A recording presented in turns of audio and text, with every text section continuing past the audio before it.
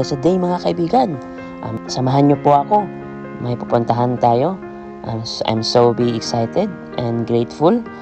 Pupunta tayo sa graduation day ko sa LCMI Life Connection Church, IDT Intentional Discipleship Training Level 1. Nagagraduate na po ako at last. Sa tagal-tagal din sa biyaya ng Panginoon, hindi talaga tayo mag-give up talaga sa matutunan natin ang salita ng Panginoon. I'm so blessed talaga. Nandito tayo sa hotel po, sa Symphony Hotel. I'm so excited talaga na makakagraduate na ako sa Bible course. Ito po. I'm so blessed talaga, grateful. The privilege po na nandito ako be a part sa graduation day sa LCMI. So blessed talaga. Yan po, dito tayo. Sa akin lang, huwag tayo susuko sa pangarap natin. Huwag tayo susuko sa magsik sa Panginoon. Kasi ang Panginoon kasi talagang importante. Sa lahat ng mga achievement natin, ang Panginoon talagang salita ng Panginoon talagang importante sa buhay natin. Nagpapasalamat din ako sa mga pastor, mentor, and leaders, mga ginamit ng Panginoon.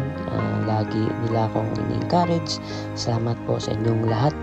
Alam ng Panginoon kung sino kayo, and thank you sa lahat talaga sa mga nag-encourage sa akin to continue to serve God, to seek God. And I'm so blessed. Magpatuloy akong magpagamit sa Panginoon sa anuman ang mga talent na binigay niyo sa akin. Continue to serve God. And thank you po sa inyo lahat.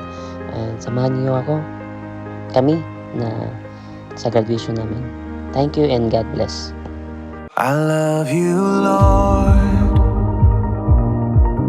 Oh, your mercy never fails me all my days. I've been held in your hands from the moment that I wake up until I lay my head. I will sing of the goodness of God. And all my life you have been faithful. And all my life you have been so good.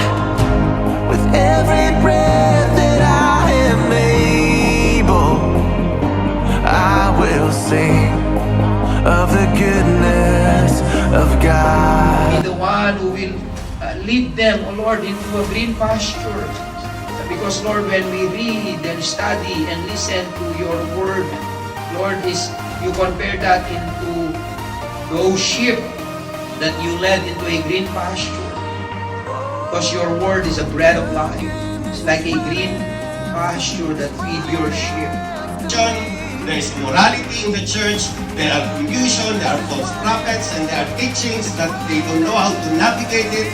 And Paul answered all of those questions one by one.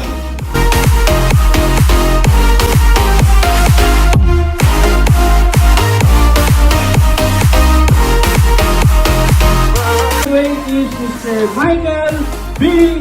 Luna.